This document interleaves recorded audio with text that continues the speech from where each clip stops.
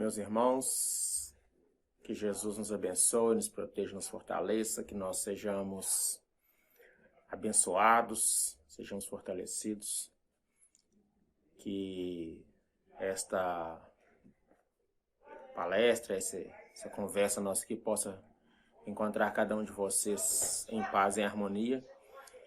E se alguém estiver aí passando por alguma dificuldade, que Jesus possa levar o alívio e quem sabe até essas palavras. A gente vai falar hoje sobre a fé e a esperança, né, em momentos de crise, em momentos de dificuldade.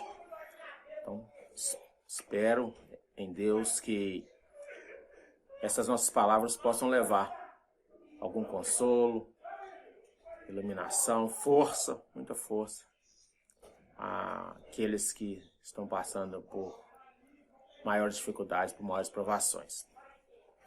Nós vamos começar com Emmanuel no livro O Consolador, na pergunta 354, onde é perguntado a ele, né? Poder-se-á definir o que é ter fé? Então, as pessoas que fizeram essas perguntas, dirigiram essas perguntas, e Emmanuel respondia através de Chico Xavier, elas perguntaram, fizeram uma pergunta interessante: poder-se-á definir o que é ter fé? E a resposta de Emmanuel, só para variar, muito mais interessante ainda: ter fé é guardar no coração a luminosa certeza em Deus, certeza que ultrapassou o âmbito da crença religiosa, fazendo o coração repousar numa energia constante de realização divina da personalidade. Então vejamos a grandeza da resposta de Emmanuel, né? Ter fé é guardar no coração a luminosa certeza em Deus, certeza que ultrapassou o âmbito da crença religiosa, fazendo o coração repousar numa energia constante de realização divina da personalidade. Então vamos tentar só rememorar o que o Espiritismo diz a respeito da fé. Primeiro, a nossa fé ela precisa ser raciocinada. A nossa fé precisa ser uma fé que compreende. Porque poucas criaturas são capazes dessa fé cega e de levarem essa fé às últimas consequências, ou melhor, de enfrentarem dificuldades das mais sérias, das mais graves, que às vezes acontecem, acidentes terríveis, às vezes que desencarnam duas, três pessoas da família, doenças muito graves. Essa fé cega, eu particularmente entendo muito difícil. Eu provavelmente não teria essa força que a gente vê em muitos irmãos aí, nessa crença que sem entendimento. Então a doutrina espírita ela nos faculta essa crença com entendimento. Eu queria aproveitar para falar acerca de Deus. Porque a nossa fé precisa ser em Deus, né? Porque fé nas coisas materiais, fé em nós mesmos, aliás, a fé em nós mesmos ela é necessária. Também Kardec fala da fé humana, da fé divina, e nós precisamos ter fé em nós. Mas aqui a gente está tratando dessa fé no Criador, essa fé transcendente que realmente nos acalma, que nos mantém esperançosos, por mais difíceis que as coisas possam estar, né? Joana de Ângeles até diz que pode não estar tudo bem, mas está tudo certo. Sob o nosso olhar humano, às vezes as coisas podem não estar muito bem. A pandemia, por exemplo, para muitas pessoas é o momento em que as coisas não estão bem. Aliás, acho que para nós todos, num olhar mais material, a coisa não está bem. Mas a coisa está certa. Nós vivemos o momento certo, nós estamos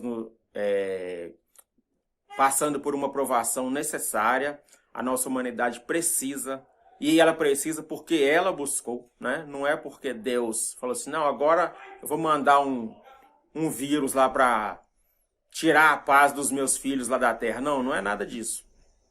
Nós precisamos porque nós fomos montando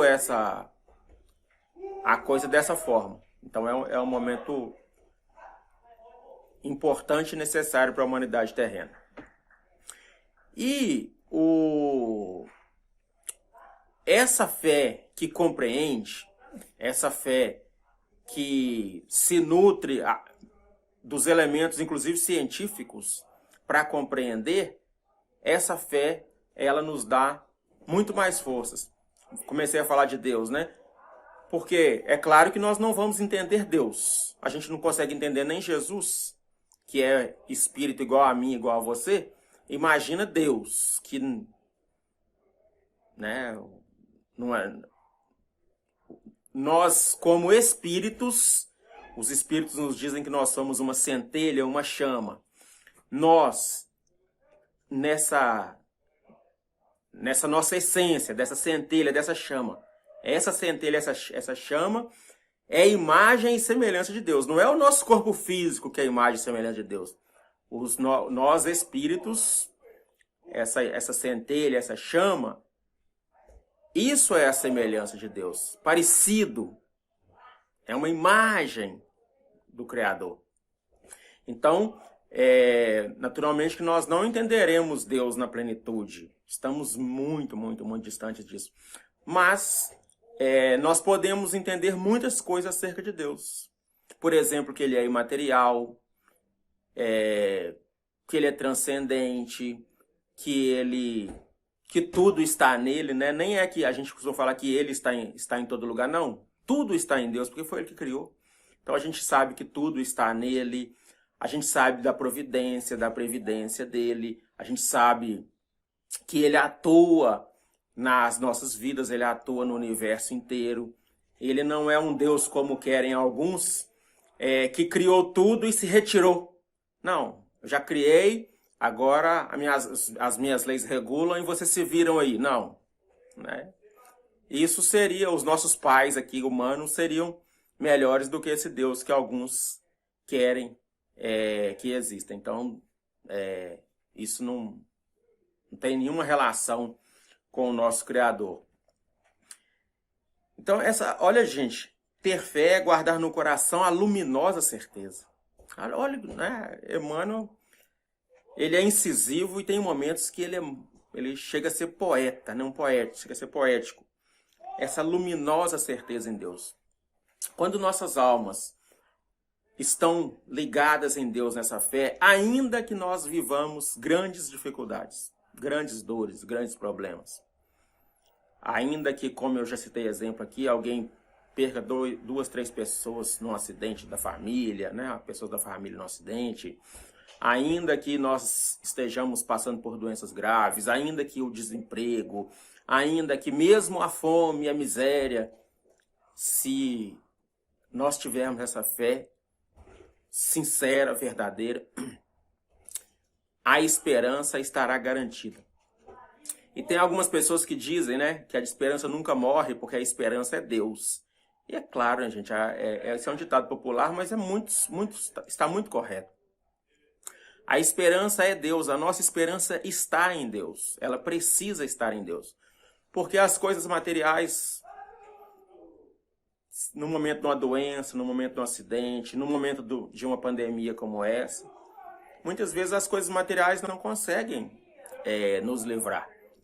Eu tenho falado algumas vezes, né, da Europa, por exemplo, que o poderio financeiro até então vinha mantendo a Europa meio que blindada, entre aspas.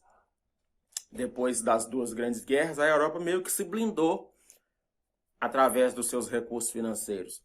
Mas agora, um vírus que só é visto ao microscópio fez tanta confusão por lá. E ainda está fazendo, né? Eles estão começando a sair. Vários países estão começando a sair, a se organizar diante dessa crise, diante dessa dificuldade. Então, o dinheiro, ele não é capaz de nos manter serenos, tranquilos. Ele pode até facilitar, e facilita muito, né? A gente tem, sabendo que o salário da gente vai cair na conta no dia certo, tem alimentação, a gente tem uma casa legal, um carro, né? Se puder ter um carro, aí melhor ainda. Quanto mais conforto material, claro que mais fácil a vida vai ficando. Isso aí não tem como dizer o contrário. Todavia, nós precisamos entender que o processo vai muito mais além. Nós precisamos ter serenidade, nós precisamos estar em paz, em harmonia, com ou sem dinheiro, com apoio das coisas materiais, sem apoio das coisas materiais, até das pessoas, com apoio das pessoas, sem apoio das pessoas, né? Outro dia a gente leu uma lição de Emmanuel também, em que ele fala que a gente... Vou tentar traduzir muito grosseiramente aqui, né? Que nós nascemos sozinhos, sem nada. E a gente desencarna sozinho e também sem nada do ponto de vista material. Então, que a gente tem que aprender a viver, ainda que nesse agrupamento, nessa reunião de pessoas, nós precisamos aprender a viver junto e sozinho. Sozinho no sentido de estarmos sempre buscando a autoanálise, buscando o aperfeiçoamento, buscando esse engrandecimento, buscando o amor próprio, o auto-amor, e aí não confundir amor próprio e auto-amor com orgulho e egoísmo, não tem nada a ver uma coisa com a outra. Amor próprio é eu gostar de mim de verdade. Entender que eu sou um espírito imortal, entender que Deus quer a minha felicidade e que eu faça por onde alcançar essa felicidade. Isso é o que a gente chama de auto-amor, né? De gostar de nós mesmos. E isso é ter fé em nós, é a fé humana. Nós precisamos ter fé em nós. Tem numa outra lição também de Emmanuel, que ele fala também, vou traduzir grosseiramente aqui, que ele fala alguma coisa que que há companheiros, há espíritos entre nós, encarnados entre nós, com um grande potencial de se iluminar, de fazer coisas importantes. Não estou falando de coisas grandiosas, mas coisas importantes. Realizar bem a sua tarefa, ajudar pessoas, fazer um trabalho interessante junto à humanidade, mas que por falta de confiança própria, de autoconfiança, de confiança em si mesmo, essas criaturas vão perdendo a sua oportunidade. Ou seja, é mais uma encarnação que a gente joga fora. Então, essa questão dessa fé, que é a luminosa, né? Como no dizer de Emmanuel, né? Luminosa certeza em Deus. Nós precisamos trabalhar muito, muito, muito isso em nós. Vamos aqui analisar, pegarmos aqui o finalzinho da passagem do endemoniado epilético, que Jesus cura aquele jovem que o obsessor lançava no fogo, né? Lançava na água, e que os discípulos não foram capazes de curá-lo. Aí Jesus fala assim: ó geração incrédula e pervertida, até quando estarei convosco? Até quando vos suportarei? Trazei-me aqui trazei o menino aqui. Então Jesus cura esse jovem, os discípulos não foram capazes de curar. Aí depois, quando os discípulos ficam a sós com Jesus, depois que a multidão vai embora, depois que o menino vai embora, o pai, aí os discípulos perguntam para Jesus assim: por que não fomos capazes de expulsá-lo, de expulsar esse espírito? Aí Jesus diz para eles: por causa da vossa pouca fé. Amém vos digo que se tiverdes fé como um grão de mostarda, direis a este monte, muda-te daqui para lá, e ele se mudará, e nada vos será impossível. Mas esta espécie de espírito não sai senão mediante oração e jejum. Até falei sobre esse tema, essa mesma lição ontem, a gente conversando sobre tratamento da obsessão. Mas hoje nós vamos nos focar aqui nesse finalzinho. Por causa da vossa pouca fé. Então, se os discípulos tinham dificuldade com a fé, se a fé de Pedro, por exemplo, que Jesus morava na casa de Pedro, Jesus ficava com Pedro, Pedro convivia com Jesus quase que 24 horas por dia.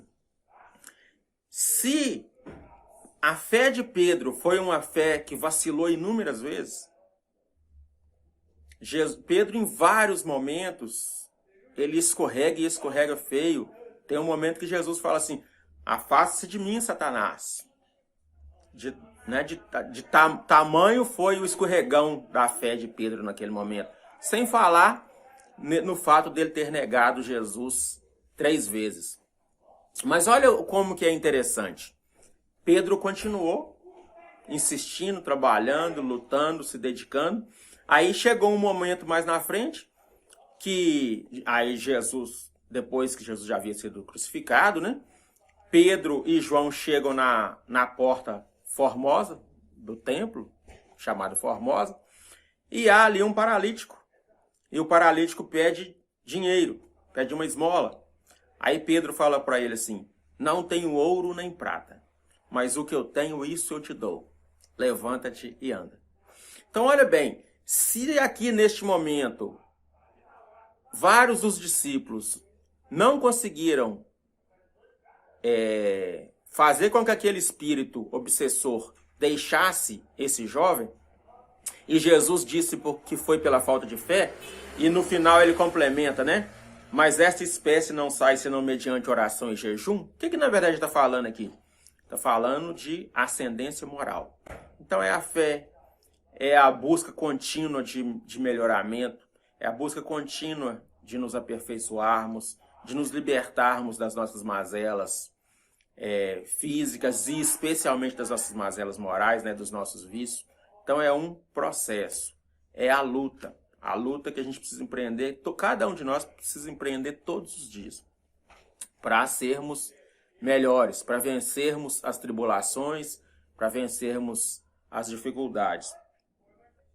Então, se os discípulos tiveram dificuldade, se Pedro, como eu citei, negou, né, em várias passagens, cortou a orelha do soldado que chegou para prender Jesus, chegou a usar a arma, Pedro, embainha essa espada, porque quem fere pela espada será ferido. Não compreendeu, né? Não havia compreendido. Então, não, eu não vou prender meu mestre, não, vou partir para a guerra aqui, para a confusão. E não era isso que Jesus queria. Se não fosse para Jesus ser preso, eles simplesmente não conseguiriam tocar nele. Pronto, né? Então, a gente percebe que a fé dos discípulos, e a gente fala de Pedro muito especialmente, até pela proximidade dele com Jesus, essa fé foi construída. E aí, no final da vida dele, eles vão crucificá-lo. Aí ele fala assim, não, eu peço uma coisa. Eu não mereço morrer na posição do meu mestre, então me crucifiquem de cabeça para baixo. O que é isso, gente? Isso é fé. A pessoa está doando a vida dela, porque ela acredita.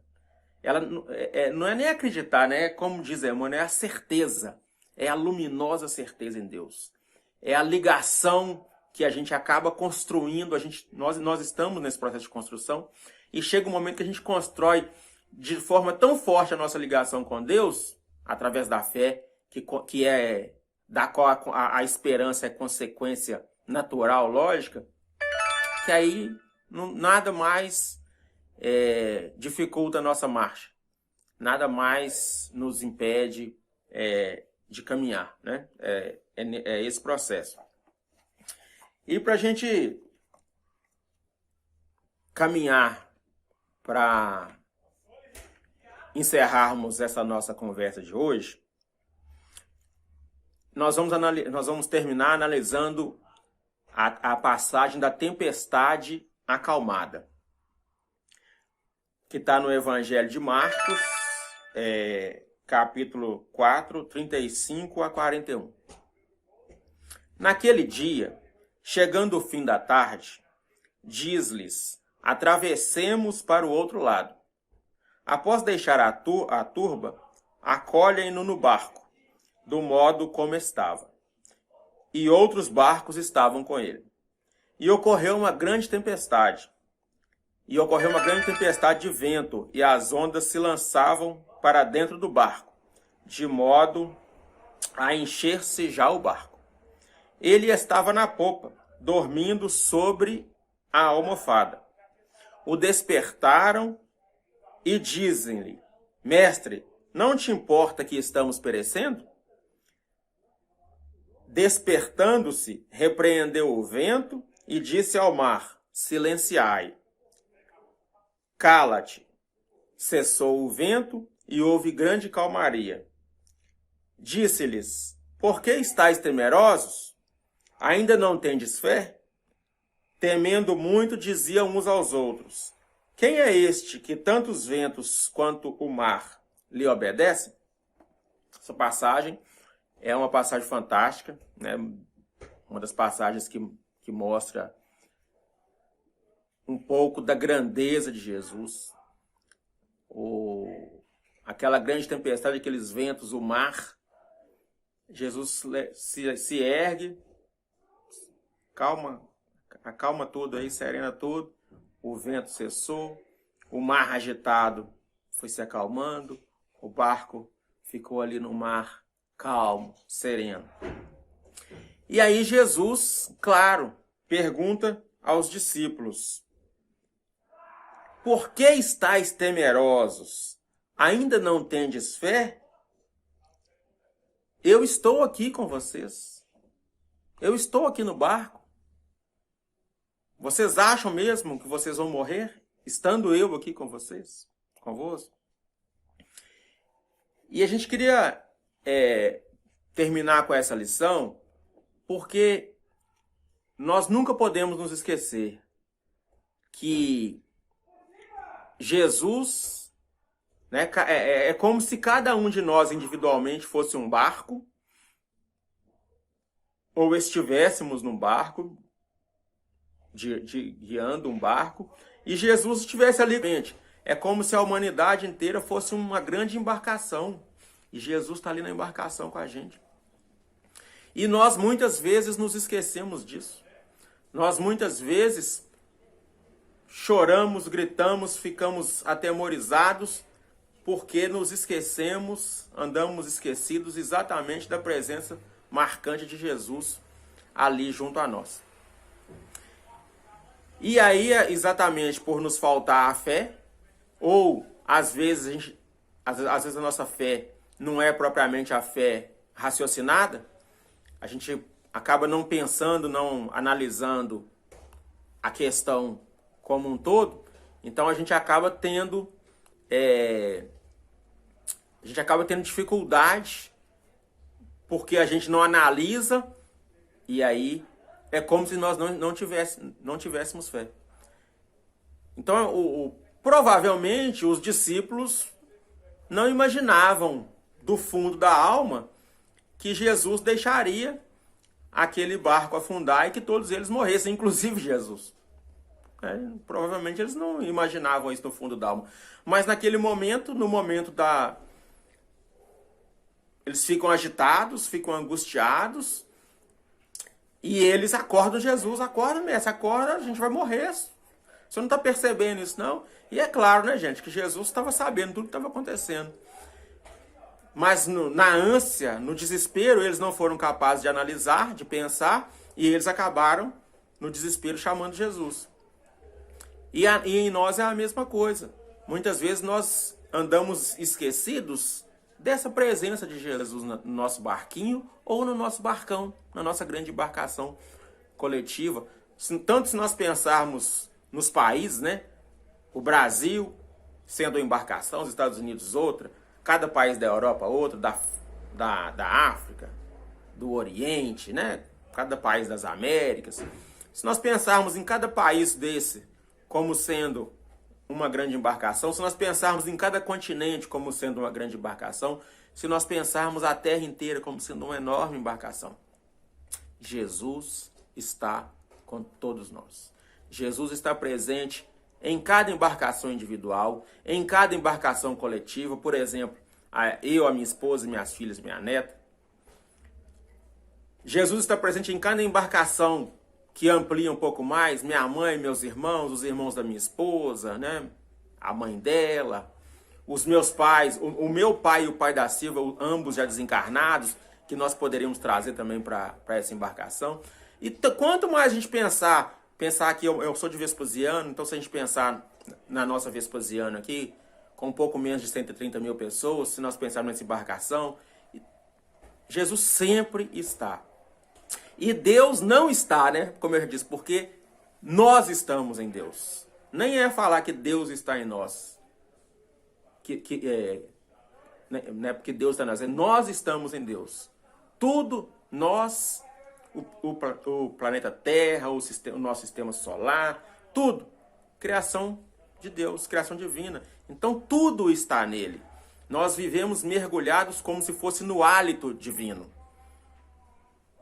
É como se fosse um grande éter e nós estivéssemos mergulhados nesse éter. Como se fosse o hálito do Criador. Então, por compreender isso, nós precisamos também pensarmos a respeito disso, analisarmos essas coisas. Porque muitas vezes a gente sabe que as coisas acontecem, mas de repente a gente assusta e fala assim, interessante, eu sei que a coisa é assim, mas eu nunca havia raciocinado acerca disso, como que isso funciona. E a nossa fé precisa ser essa fé que analisa, que raciocina. É claro, gente, é óbvio que de repente se surge uma situação que a gente fica mais amargurado, que a gente fica mais tenso, uma situação que nos deixa mais preocupados, é natural que de repente surja, quem sabe, uma oração, talvez a própria oração mais nervosa, né?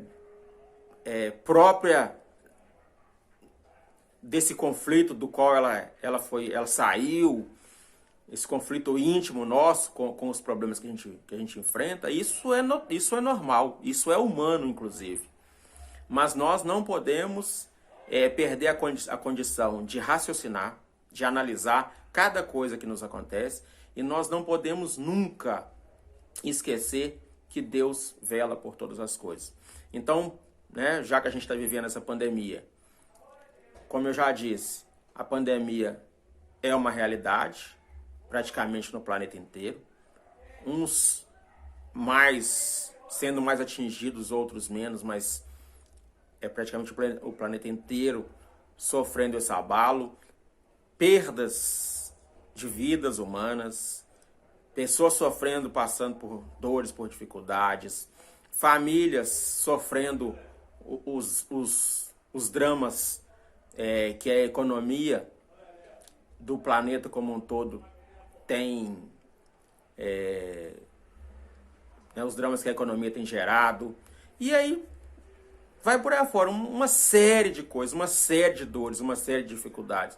Mas nós precisamos ter essa capacidade de pensarmos, olha, estamos vivendo essa experiência, é angustiante, é dramática, é difícil, mas Deus está cuidando de todas as coisas, Deus está cuidando de cada um de nós individualmente, de todos nós coletivamente. A mesma coisa, a mesma lógica, se eu pensar em Vespasiano, se eu pensar no estado de Minas, se eu pensar no Brasil, se eu pensar nas Américas, se eu pensar no planeta inteiro, Deus está cuidando de tudo e de todos. Porque outra coisa muito importante, nem Deus, nem Jesus pertencem a homem algum ou a algum grupo de homens, como querem também determinadas criaturas. Deus e Jesus são, entre aspas, vou usar uma palavra aqui, mas entre aspas, propriedade, entre aspas, da humanidade inteira. Do ateu, do cristão, do muçulmano, do budista, daquele que tem determinados outros tipos de filosofias não religiosas, filosofias de vida, do bom, do mal, do justo, do injusto, do bom governante, do mau governante, porque Deus vela por todas as suas criaturas. É claro que o bem que nós fizermos, nós vamos colher coisas boas, e o mal que nós fizermos nos trará problemas mais cedo ou mais tarde, nesta encarnação ou em outras. Isso é da lei. Nós temos livre-arbítrio, então a gente age de acordo com o que a gente quer. Mas a lei do livre-arbítrio, ela está ligada, muito estreitamente ligada à lei de causa e efeito, a cada um segundo as suas obras. Então eu faço aqui e eu colho ali. Muitas vezes eu faço aqui e já estou colhendo aqui mesmo, né? Às vezes, digamos, o pagamento pelas coisas boas vem muito rapidamente, mas muitas vezes também eles vêm em outras encarnações. Outra hora, as dívidas, a cobrança pelo mal proceder vem rapidamente nessa mesma encarnação, na mesma semana, no mesmo mês, às vezes até no mesmo dia. Outra hora, outros tempos, essas cobranças surgirão em outros momentos, em outras encarnações. Então é essa certeza, nós precisamos ter essa certeza. E aí essa fé, gente, essa fé sincera, essa fé verdadeira, essa fé que acalma o coração, essa paz que nos deixa serenos, apesar de tudo. Apesar de qualquer drama, apesar de qualquer dificuldade, essa fé, a fé verdadeira é essa fé que nos deixa serenos, que nos mantém harmonizados, harmoniosos, centrados, que não nos tira o equilíbrio.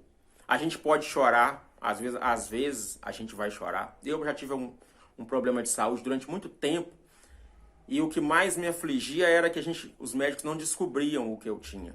Então, é claro, já tiveram dias que eu chorei, já tiveram dias que eu fiquei triste, porque foi muito tempo, né? Um problema longo, assim. Mas, graças a Deus, eu nunca me desesperei. Porque é diferente.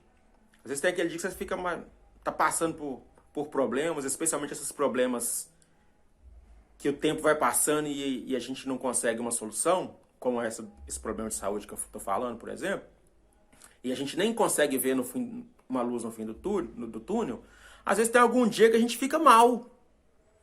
A gente fica triste, a gente fica angustiado, a gente chora. A gente faz uma oração mais sentida. Oh, Jesus, me socorre, me tira dessa situação. Mas o que nós não podemos é desesperar. São duas coisas totalmente diferentes. Então é essa fé que acalma, essa fé que nos mantém serenos, né? Voltando a Emmanuel, ter fé é guardar no coração a luminosa certeza em Deus.